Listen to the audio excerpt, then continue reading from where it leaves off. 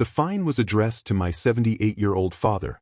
It said his unauthorized exterior modification violated community standards and had to be removed within 10 days. The modification? A small wooden ramp so he could get in and out of his own home without falling. He didn't build it to change the look of the house. He built it because he couldn't climb the steps anymore. But according to the HOA president, rules were rules. What she didn't seem to understand was that this wasn't about aesthetics. It was about mobility, dignity, and something protected far beyond HOA bylaws.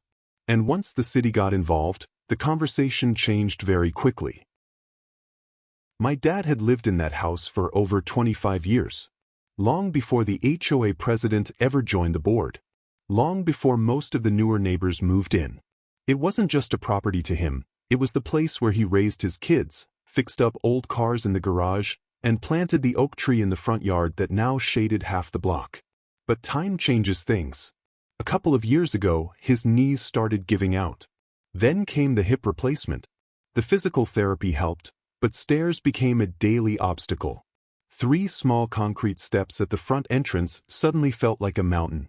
He didn't complain. He just stopped going out as much. Stopped attending neighborhood cookouts. Stopped walking to the mailbox some days. I could see it wearing on him, not physically but emotionally. Losing independence hits harder than pain sometimes. So we built a ramp. Nothing dramatic. A simple, professionally constructed wooden ramp attached to the existing front steps. It matched the house color. It was clean, stable, and modest. We even checked the HOA guidelines beforehand. There were rules about fences, roof colors, mailboxes, but nothing explicitly banning accessibility modifications. We submitted an architectural request anyway. Weeks passed with no response. And under the HOA's own rules, silence after 30 days meant automatic approval. So we moved forward. For the first few months, there were no issues. Neighbors waved. People complimented how clean it looked. My dad used it every day without struggling, and that small change brought something back to him: confidence. Then a new HOA president was elected. Within 2 weeks of her taking office, a letter arrived. It cited unauthorized exterior alteration. It demanded removal, and it included a fine schedule that would begin if the ramp wasn't dismantled within 10 days. My dad read the notice twice. He didn't say much. He just folded the paper carefully and set it on the kitchen table. I could see the embarrassment in his eyes, like he had done something wrong just by trying to get in and out of his own house safely. And that's when I realized this wasn't just going to be a paperwork dispute, because this wasn't a cosmetic argument. It was about whether someone in a position of HOA authority believed accessibility was optional. And that was about to become a much bigger conversation. The first fine posted to his account the following week: $50. It wasn't the amount that mattered. It was the principle behind it. The violation notice stated the ramp altered the uniform architectural character of the community. It made no mention of mobility, no reference to medical need, just aesthetics. I called the HOA management company first. They said the new president believed the ramp required explicit written approval and that the silence clause didn't apply to structural additions. I asked where that exception was written. They didn't have an answer. Meanwhile, another letter arrived. The fine doubled. The notice warned that continued non-compliance could result in lien proceedings. My dad didn't want to fight. He kept saying, maybe I should just take it down. He started trying to use the stairs again. Slowly, carefully, one hand on the railing, the other braced against the wall. Watching that was worse than reading any fine notice, because this wasn't about pride. It was about safety. So I requested a hearing. At the board meeting, the HOA president stated that allowing the ramp would open the door to uncontrolled exterior modifications. She claimed the community had to preserve uniformity. Uniformity, as if matching porch railings were more important than someone being able to enter their home without risking a fall. I asked whether the board had considered federal and state accessibility protections. She said this was an HOA matter, not a government one. That was the moment I knew she hadn't done her homework. Because HOAs are not above fair housing laws. The ramp wasn't decorative. It was a reasonable accommodation for a mobility impairment. Under federal housing law, associations must make reasonable accommodations for residents with disabilities. The board table went quiet, but instead of backing down, the president said they would need medical proof and formal documentation before reconsidering. We provided it. Doctor's letter confirming limited mobility, physical therapy records, a written accommodation request citing fair housing statutes. Another week passed. Another fine posted. This time it included legal review fees. And the tone of the next letter shifted again. If the ramp remained, the association would explore corrective action to restore community standards. Corrective action. That language was familiar. It sounded like the kind of phrase used before contractors show up.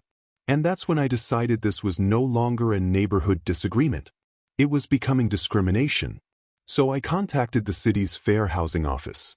And once they heard the details, they asked one simple question. Did the HOA deny a documented reasonable accommodation? When I said yes, the person on the other end paused. Then said, "We'll be reaching out to them." And that's when the temperature in this story changed completely. The city didn't send a warning. They sent an official inquiry. It arrived by certified mail, addressed to the HOA board. The letter referenced federal fair housing law. It cited the obligation to provide reasonable accommodations for residents with documented disabilities. It requested copies of all correspondence related to the ramp, including violation notices and fine assessments. The HOA president tried to frame it as a misunderstanding. But this wasn't about interpretation anymore. It was about compliance with federal law. Within days, the tone of the HOA's communication changed dramatically. The fines were temporarily suspended pending review. Then came a formal board notice stating the ramp would be reconsidered.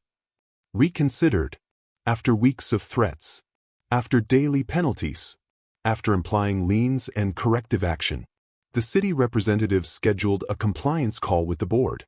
I wasn't present for it, but the outcome became clear fast. The next letter we received was very different. It stated that upon review of applicable fair housing requirements, the ramp qualified as a reasonable accommodation. The HOA would cease all enforcement actions related to it immediately. All fines would be removed from the account. No apology. No admission of wrongdoing. Just a reversal. But the real moment wasn't in the paperwork. It was the day my dad walked down that ramp without fear. Without looking over his shoulder. Without wondering if someone might show up to dismantle it. For weeks, he had felt like a problem. Like his aging body was an inconvenience to community standards. And now, the same board that had treated the ramp as a violation had quietly accepted what should have been obvious from the start. Accessibility isn't optional. It isn't cosmetic. It isn't up for aesthetic debate. It's protected. And once the city stepped in, the authority dynamic flipped completely. The HOA president never mentioned uniformity again, because federal law carries more weight than neighborhood preferences. And in the end, dignity outranked design guidelines. After the city's involvement, the HOA rewrote its architectural guidelines. The new language included a specific section on accessibility accommodations. It clarified that mobility ramps and disability-related modifications would not require aesthetic approval so long as they were professionally constructed and reasonably maintained. That change wasn't accidental. It was preventive. Because once fair housing law is formally cited, associations don't ignore it twice. The fines were wiped clean from my dad's account. The lien language disappeared. The threat letters stopped. But the bigger change wasn't in the documents. It was in him. He stopped hesitating before using the ramp. Stopped apologizing for it. Stopped talking about being a burden. One afternoon, I watched him roll the trash bin down the driveway himself for the first time in months. A small act, but it meant something. Independence isn't loud. It's quiet dignity. Neighbors began stopping by to ask questions. A couple admitted they had mobility concerns of their own but were afraid to request modifications because they assumed the HOA would fight them. Now they knew better. The HOA president avoided the topic at meetings. She framed the incident as a policy clarification. But clarity was exactly what had been missing. HOAs can regulate paint colors. They can regulate landscaping. They can regulate fences. They cannot regulate someone's ability to enter their own home safely. And when authority forgets that there are protections bigger than bylaws, the ramp stayed, the fines disappeared, and the next time someone in that neighborhood needed an accommodation, the answer came much faster. Because dignity isn't subject to board approval. And this time, the law made that very clear.